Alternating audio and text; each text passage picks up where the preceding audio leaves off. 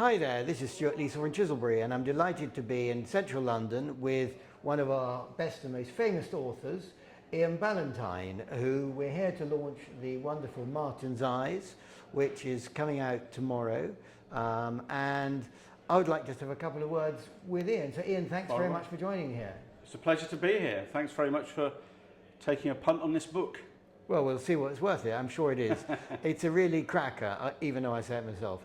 So, Ian, what gave you the idea behind the book? I suppose it goes back to the mid-1990s when I interviewed a former head of CID in Devon and Cornwall Police, who during the war was in the Royal Artillery after being a policeman in the Plymouth Blitz. And then when hostilities ceased, he was seconded to a unit in Graz in Austria in the Royal Military Police. His job was to try and keep the peace in a very chaotic scene, post-war Austria, and he hunted down Nazi war criminals. So it's not his story, he is not the person who was the protagonist in it, but I can't say that I didn't take inspiration from some of the things. Yeah, exactly, he did. Exactly. Yeah.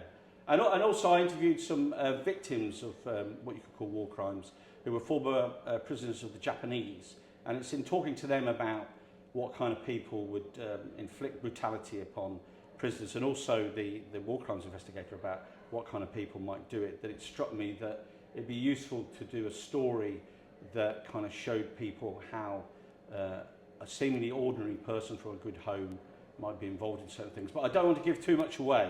That's the German side of it. Yeah, it's a book with moral dilemmas as well as action and quite wide-ranging. And we cover a few of the theatres in Europe and whatever, which I think is very interesting. And how long is it? And so this has been taking 20 years to get here.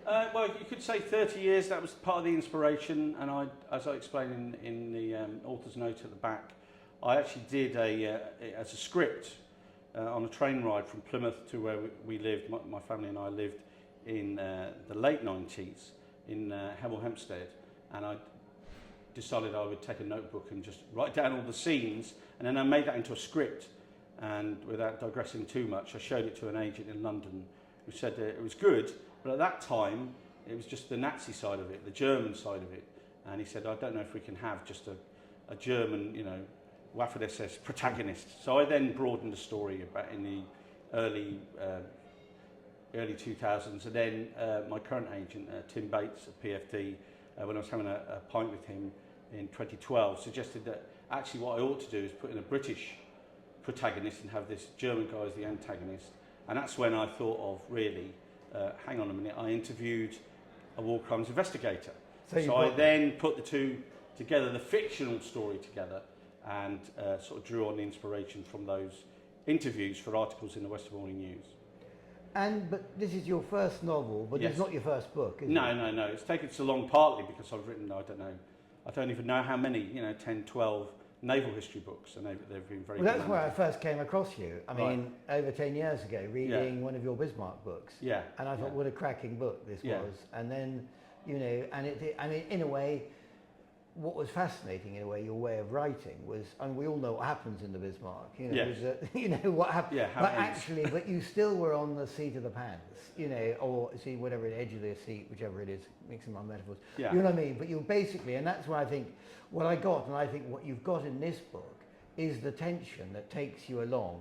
So it's as though you've actually written fiction all your life, actually. Right, thank you very much. I mean, it's been inspired by many, many different things, many things I've done, places I've been, veterans I've interviewed that are not specific to this story, and events, including the Bismarck, because there's a kind of mention for Bismarck in there, and I play on elements of that. Can't remember that. Bismarck. Sure we won't give it away, but So I mean, there were so many veterans that I interviewed, and so many stories, and then, as I say, where I live, down in the southwest and various other locations.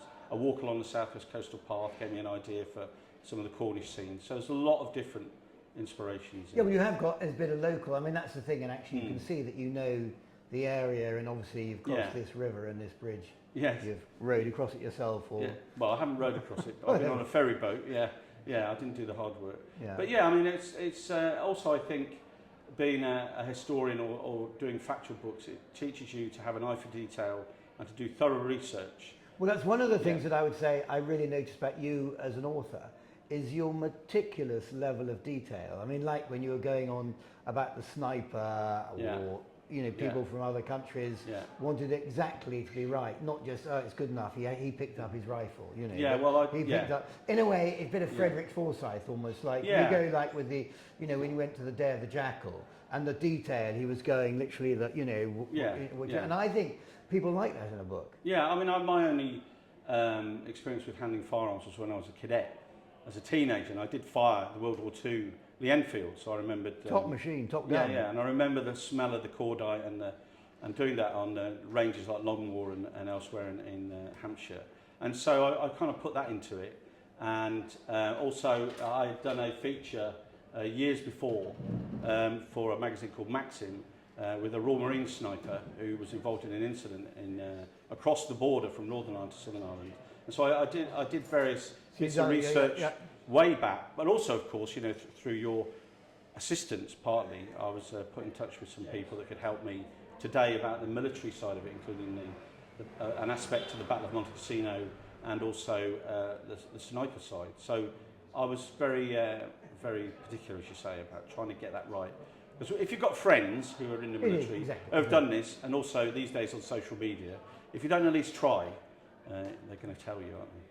So what comes next? Have you got any more novels in your... well, that's a leading question, isn't it?